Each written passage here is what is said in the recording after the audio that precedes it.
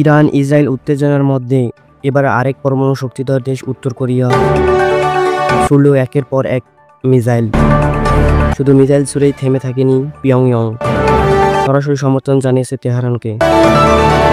উত্তেজনায় ঘি ঢেলে দিয়েছে কিম জং উনের যুদ্ধ ঘোষণার মতো হুঁশিয়ারি। বৃহস্পতিবার সকালে উত্তর কোরিয়ার রাজধানী পিয়ংইয়ং এর সুনাম থেকে একজোরে ছোড়া হয় 10টিরও বেশি ব্যালিস্টিক মিসাইল ও মাল্টি লঞ্চার মিসাইল। গন্তব্য উত্তর পশ্চিম মহাকাশ পথ।